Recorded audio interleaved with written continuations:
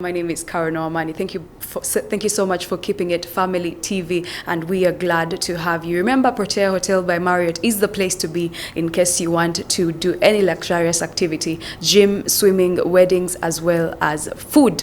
They have a very interesting buffet located on Entebbe Highway. When you reach Entebbe town, you will be finding them there. Now, today the discussion is still about, of course, the Food Safety Day, which is today, the 7th of June, 2023, and we are celebrating it by bringing you a guest in studio to discuss the issues concerning food safety. Who is affected? Who is responsible? What does it mean? And what should we do about it? The conversation started earlier on where we were telling you that the Ministry of Health takes food safety issues very seriously, because food safety leads to getting epidemics like cholera. So we have to be very careful as a country. But to get into the conversation, joining me in studio today is Agnes Kirabo, the Executive Director of Food Rights Alliance, and she will be telling us more about herself.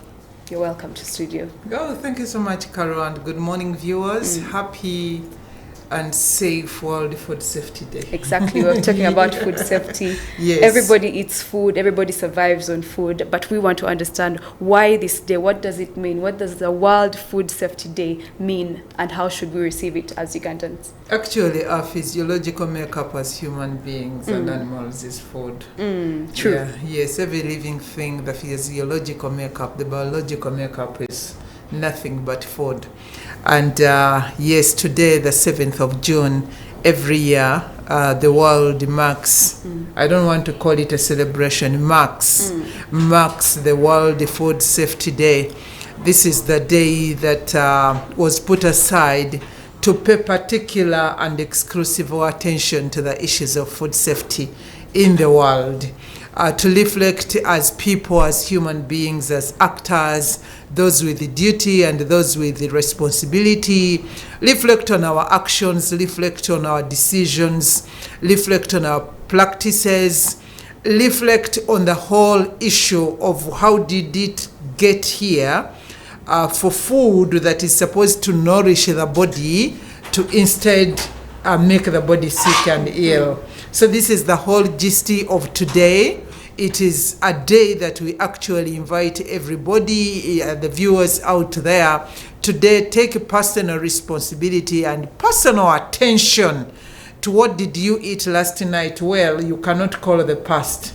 What are you going to eat today, and how safe is it? Let's start from right there. Why are people falling sick because of the food they eat? What is happening? It is quite very unfortunate that actually through negligence and complacency, people more often, especially in our African societies, people eat price and they do not eat safety. It's quite very unfortunate that people, even when they go down to the supermarkets or down the market, all what they ask is how much. And they do not go to the smallest it's not even deep detail, some bit of details to establish how safe, when was it made, who was it made for. Basic details. Yeah, the basic details that actually gives you the confidence that what you're going to eat is actually safe. When we talk about food safety, food gets contaminated. Of course, when food is not safe, it is contaminated. Food gets contaminated throughout the journey it moves. Pre-production, during production, post-harvesting, and surprisingly, Carol, food even gets contaminated while we are eating it. Some people wash their hands after eating. So if the food was safe all the way through, you contaminate it with your own hands. So you see that food moves through hands of various actors. So many hands take part in either keeping the food safe or making it contaminated. The farmers, let us reflect on their practices. What are they doing when they are producing the food? The crops, the animals, the birds. We all know that when you invite a veterinary doctor and the veterinary doctor establishes that this cow it has limited chances of survival, do you know what they do commonly? Call the slaughter man, call the butcher man. They kill it and eat it. They kill it and eat it. We all know that under standards, when you treat an animal, whether it is a meat animal, whether it is a dairy animal, there is a particular amount of time, like 1 to 2 weeks, that you're supposed to hold on that animal before you put it out for consumption. How many farmers that are viewing us here that did not take their milk to the market, that they milked from their sick animals? We know what happens to the birds, the chicken, how people are injecting them with antibiotics, injecting them with growth hormones, and the next thing, they are sent to the market. The crop farmers, when they spray and the pest does not die, they actually double the chemical and spray. And some careless ones even actually they are not careless, some criminal ones, they even go ahead and spray chemicals to induce drying. So that is just at the production. We all know what happens when we harvest. Food is dried on the ground. We all pass through Tirini going to Mbale and we see cassava drying alongside the road. The ministers, everybody is passing along that road. And they cannot reprimand the owners of that of that cassava. So these are the practices that happen at that level. Then we get to processing. We all know, I have been on record condemning the issues of the non-food graded machines that are in every market, in every trading centers, grinding groundnuts. Those machines made out of steel, they blend the groundnuts together with the metal that is wearing from the mortar. That's why they keep replacing the mortar, And it is happening, everybody is in the market, the consumers come to the market, they buy the same groundnuts, the man who is managing the machine, even the market has leadership. So the grinder grinds the metal to nothing, and those particles go into the groundnuts, into the maize flour. And it is happening everywhere. And we have told people, please stop eating red groundnuts. But they go ahead and eat them. So this is how food gets contaminated. Many of us, especially the middle class, we buy and pretend that we are keeping frozen foods in our households. The power surges in Uganda do not warrant anyone to keep food frozen in Uganda. Because a simple power surge that you may not even notice with your eye is enough to contaminate the food. Imagine that. So I'm here to tell people on this World Food Safety Day that while we are having millions of people that are sleeping hungry, Carol, in this country, the unfortunate bit is that the rest of the people that are eating, to a scale of over 75%, they are eating contaminated food. So we are having a double problem in our food system.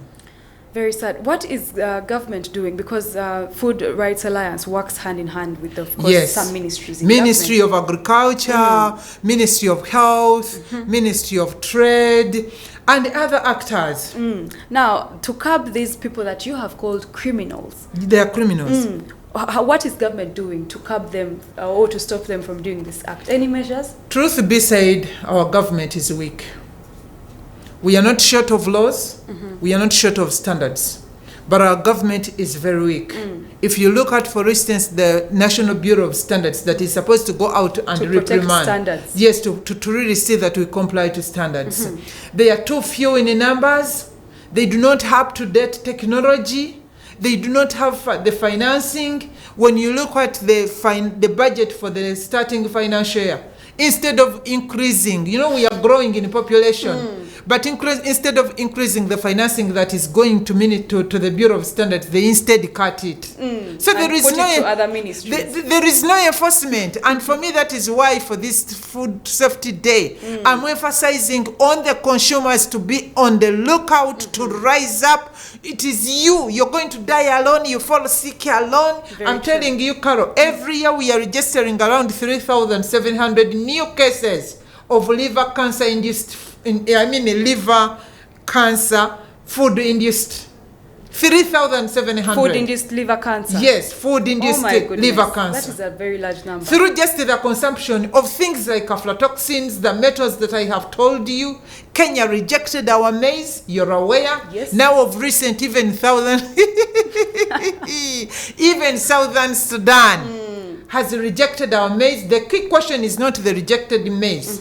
The key question as a consumer, where does this rejected, condemned maize go?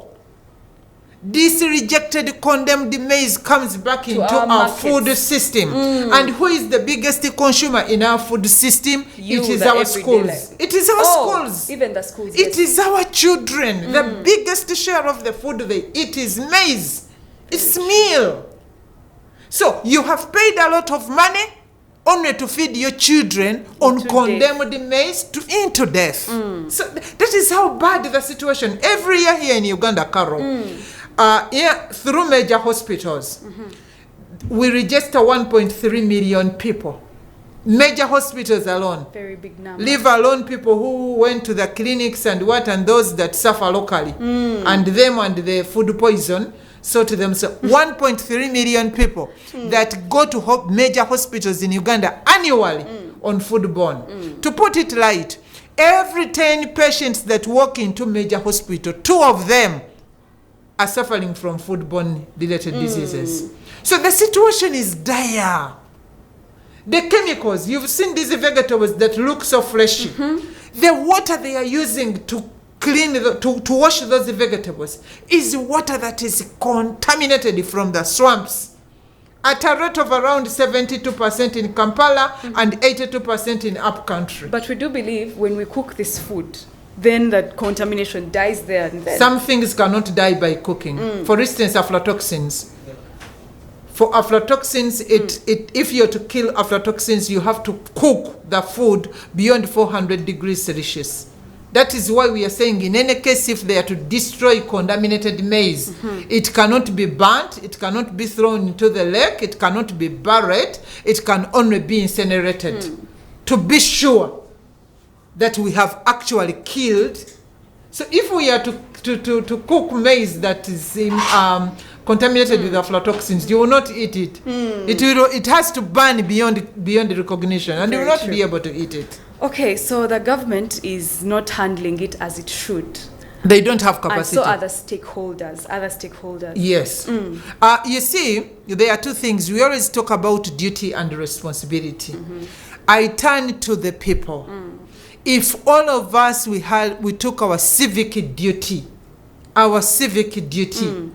to know that whatever somebody is doing, let me tell you, people who are contaminating food, they don't do it under the desk or under the bed. They do it in public. They are people who know. These street foods that you're saying, the butala in the evening, toninyira and so on, the Rolex, the oil that is being used to prepare those bikalai. People believe are only the reusing. They add transformer oil.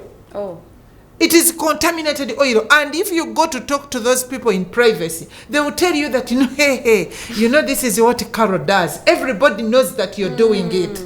But because people have this selfish act of thinking that when I'm doing it for the market, I don't care what I'm doing. I'm here to tell you on this World Food Safety Day that who is in that market? Is your relative? Is your children? And food just makes rounds. You contaminate it here, you will find it here yourself. Wow. Okay, so let's get to the state of food safety in our country. Of course, we have mentioned some of the issues, like we had issues of Kenya and Sudan rejecting our maize. But what exactly is the state of food safety in as a whole? It's dire. It's dire. I have told you that when you go to fruits and vegetables, the contamination is at a rate of above 76% in our cities. This market here you're seeing here down in Nakasero, I have ever bought rotten poultry in this market here in Nakasero. Which is one of the biggest markets. It is one of the biggest markets. It is in the center. It is in Nakasero. I'm suspecting that even State House buys the food from here. So the state is dire. If Sudanese can be able to detect that the maize flour that we are shipping into their country is not fit for human consumption, you recall during COVID, Uganda National Bureau of Statistics condemned the food that was being distributed, that around, is it 40-something% of it was not fit for human consumption. We all know what is happening to the fish farmers. We know what is happening to those butcheries, what they do to the food. They inject it with, they spray it with formalin. Formalin is a chemical that is used in mortuaries to preserve dead bodies. They use it on meat. They use it in milk. We have all been in the markets, Carol, and we have seen tomatoes with visible traces of chemicals, and that is a very hazardous chemical. So these things are living with us, and we are seeing it on a daily basis. But how is it that we are living with them and they are living with us, and nobody's doing a little? People are doing little to nothing about it. Even the people, the stakeholders who should be worried that the life of Ugandans is at stake, everybody's just quiet. It's because unsafe food kills quietly and softly. So you'll never tell. You will never tell. It's not like the harsh. But let me tell you, if we are talking about 1.3 million people annually, we did not even register 1 million deaths of COVID. But you saw the panic that was in the country, both among the leaders but also among the population. But we are registering 420,000 deaths annually. And you know, there is no panic. It's because I'm here talking, I'm going to die quietly. We are seeing the Uganda Cancer Institute expanding, even if they make Kampala, the whole of Kampala, Uganda Cancer Institute.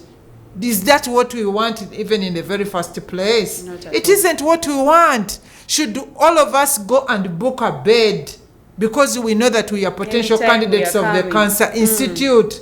Can we afford the payment? Let me tell you, all of us in 1 year, there is that day you never came to work because you had a tummy upset. Very true. There is that day, and that is labor productivity. So the state is dire. I'm here to tell you the situation is bad, and we should handle and embrace it as bad. Because the beauty about somebody can fake watch or earrings, not everybody wears earrings. But dealing with the food, not even the president is safe. Very true. And that is why we need to rise up and take action. We have made a few calls of action when we are marking this. The number one, the consumers. Uganda, we have a complacent body of consumers. They give me calls. Please help us. Are you going to die with me? Or will I die with you? You're going to die alone. So as consumers, let me tell you, Carol, in Europe, the consumers in Europe, actually the law in Europe that protects consumers follows the consumer's preference.